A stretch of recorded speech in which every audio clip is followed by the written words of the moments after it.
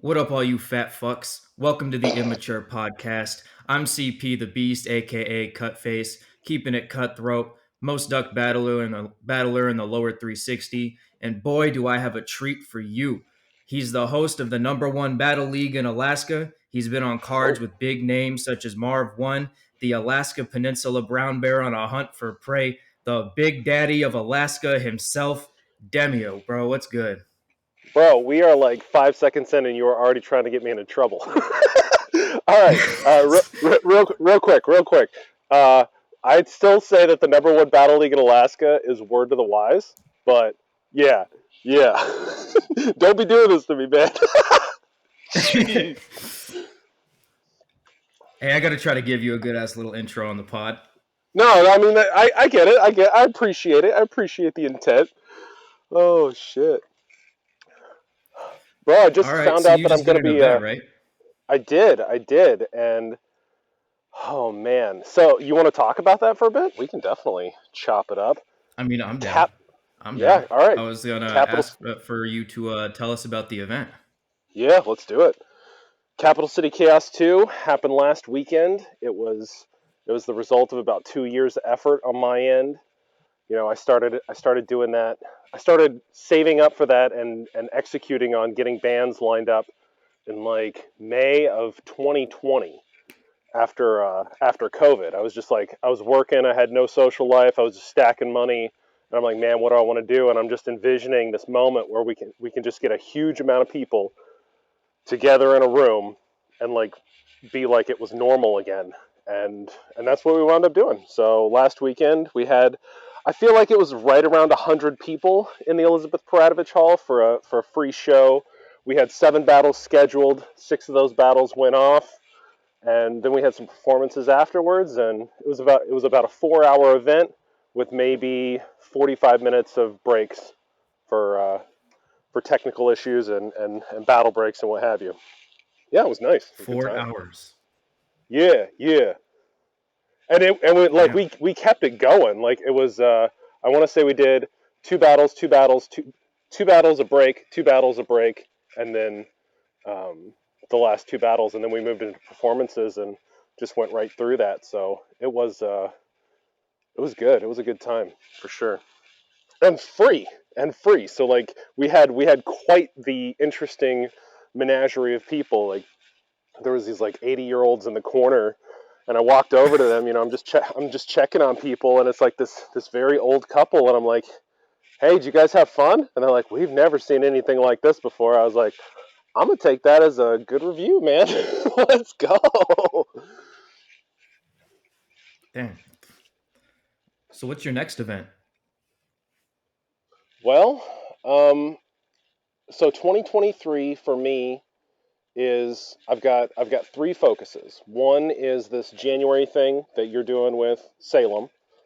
I want to get wordplay and AWR down there, and maybe got a Sig too. I just reached out to him about this, but I got wordplay and AWR locked in, wanting to go to Bellingham in January, and then summer in Sitka. Word to the Wise 11 is going to be happening. So I'm doing 2 things. I'm bringing some battles in for that event, and then also we are going to do an exhibition match here in Juneau right before that event. That's going to be on top of a glacier. So that's going to be Quest McCody versus Phonetic, filmed by Ruin Your Day, and so that's top of mind, is like making sure I can get that summer thing down.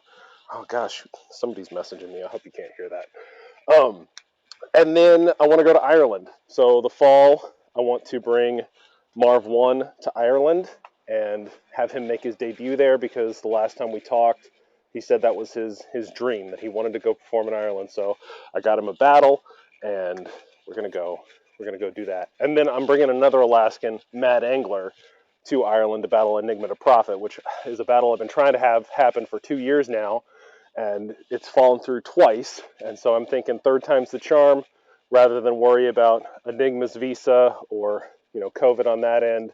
We're gonna get Mad to travel with me to Ireland, and yeah. So yeah, that's my plan for 2023. I don't mean to like CD Project Red you, but I Had to do that. CD Project Red.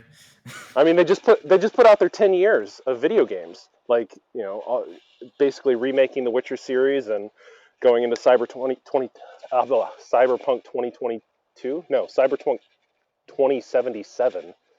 And I'm just thinking, bro, I'm going to be 45 playing Cyberpunk 2. It's weird to think about. It's weird to think about. Didn't that game have like a shit ton of like issues when it first dropped? It did, but also it just wasn't. It didn't have the storytelling element that The Witcher 3 had, and I think that's what really threw a lot of people is like you could just go into these random corners of the world and get these really rich, like heart-wrenching stories, and Cyberpunk was more beautiful than it was like in depth. And so I played it at launch and I thought it was all right. I didn't experience nearly the amount of glitches that people were making it out to be, and it wasn't immersive. So I don't know, maybe I'll come back to it. So how long you been battling? I started battling. It would have been the summer of 2019. So Juno, I'll tell you the Juno origin story of how battling got started here. This kid, or I should say, by the time I showed up, because there is a rich history that existed, before I got into the scene 3 years ago. But it had been it had been pretty much dead battle rap wise for like 3 or 4 years by the time this kid Little Dog starts making a whole bunch of noise about he wants to battle anybody. He gets on Facebook, he challenges EFA, who is, our most veteran battle rapper in Juno, and EFA tells him that, he'll consider it, but he needs to challenge other people. He needs to actually get some battles under his belt. And so we do that. We start setting up battles with this random kid and just people that are interested in battling him, just random fucking people. And most of those battles sucked, but uh, people were showing up. Like we would get something like 30 to 50 people just showing up to like parking lots or parks and so for me, as someone who was very interested in just documenting interesting shit around Juno, I was definitely fueling that fire. And eventually, Lil Dog challenged me. And so I was like, all right, well, let's give this a shot. And the process of writing for that, I found it so enjoyable. And then the absolute destruction that I gave that kid, I also found that very interesting as well because I I got him so torn down in so many personal ways that he literally sat down and cried at the end of the battle. Like everybody's like filtering out of the park, and me and Lil Dog are sitting by ourselves on the bench, and he's just fucking weeping. And there's something in me that is like, okay, Glenn, this was a very like morally ambivalent thing that you just did, but also it was a very powerful thing that you just did.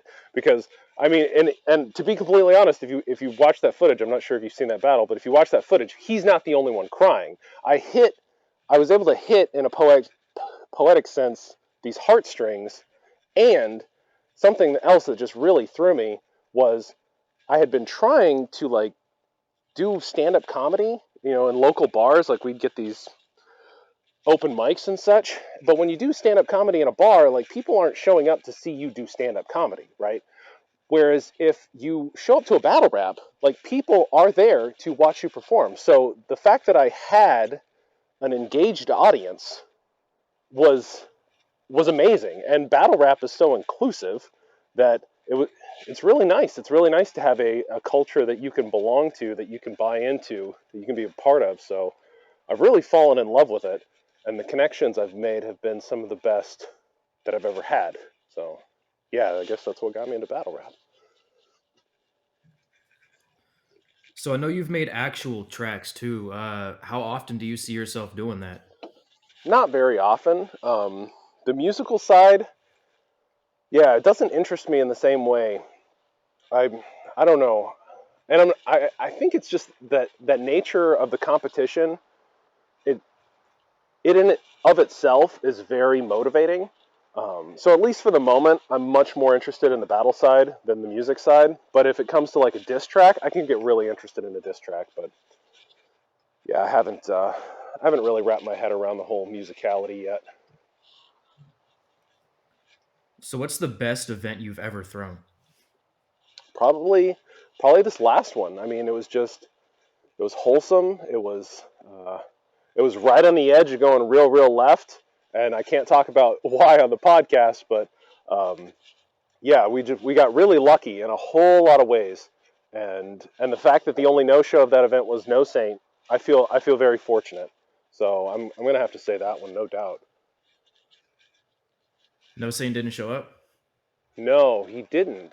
It was very disappointing because I had 3 on-beat rounds for him and they were pretty good. I don't know if you heard him on Facebook, but no, he didn't show up. Wait, you said on beat? Yeah, yeah, because when he had originally challenged me, we were out by the lake over by my house, and we're just doing a little cipher. And we're just shitting on each other, and he challenged me to a battle. And then after the cipher, I'm like, "Bro, are you serious? Do you really want the smoke?" And he's like, "Yeah, but it's got to be on beat." And I was like, "Well, that's interesting. I'll give it a shot." So I did. I wrote 3 on-beat rounds. I worked really hard on them, and and then the motherfucker didn't show up.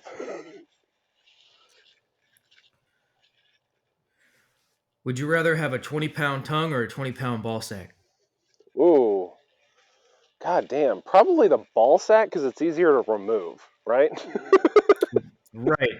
And if you had a 20-pound tongue, you would probably never talk again. Nah, nah. I'd be no. Yeah, exactly. That sounds awful. What a question.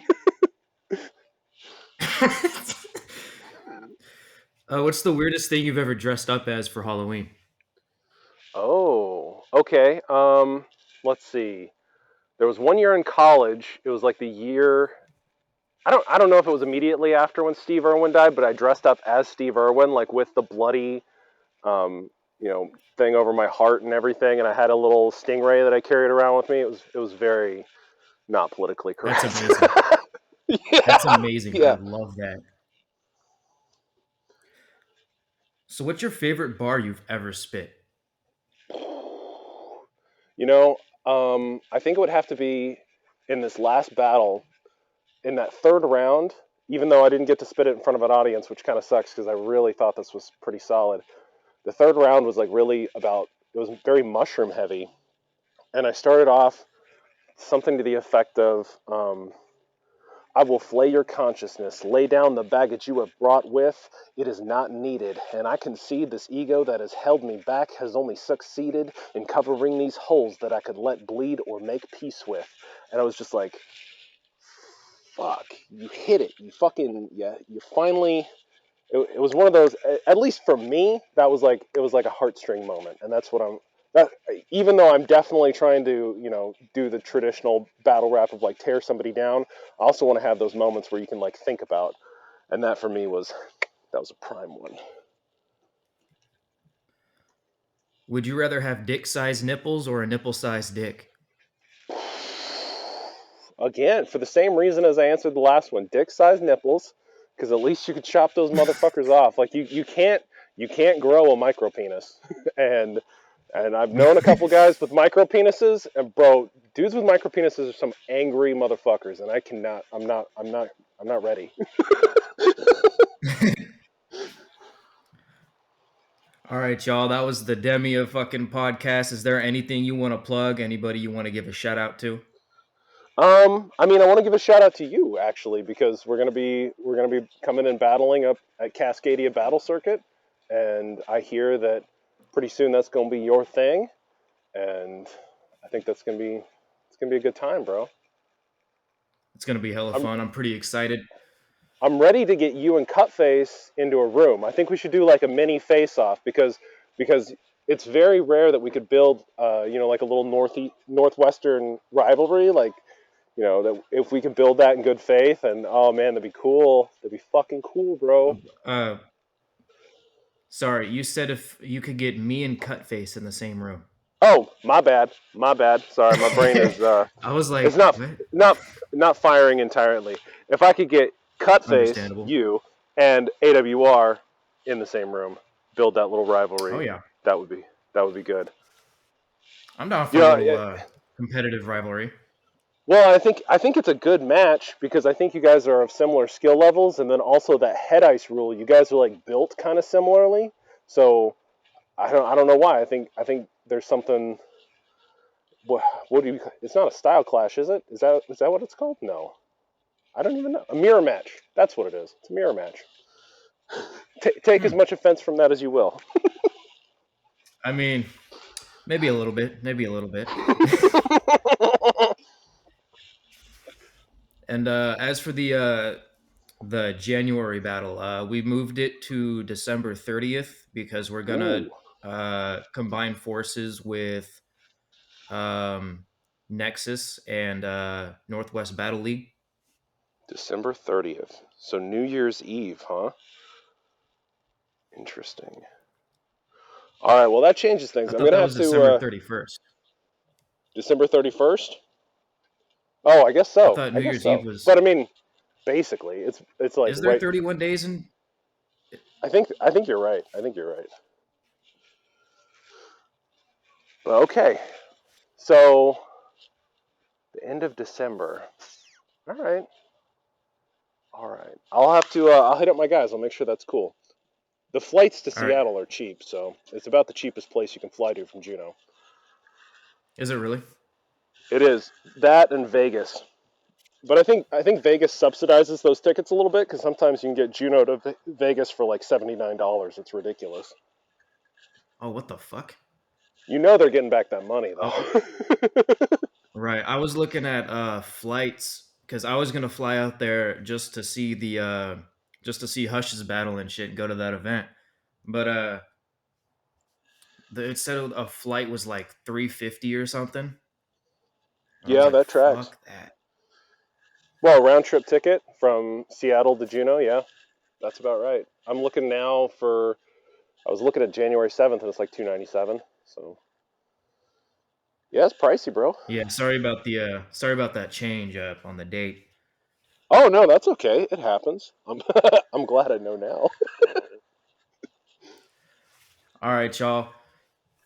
That was the Immature Podcast. Hope you enjoyed it. Fuck your life. Stay sticky.